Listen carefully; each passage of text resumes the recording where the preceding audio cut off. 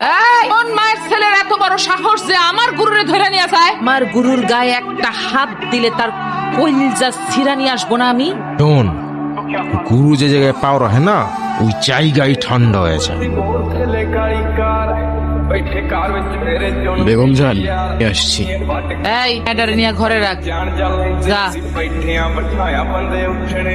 ওই চল।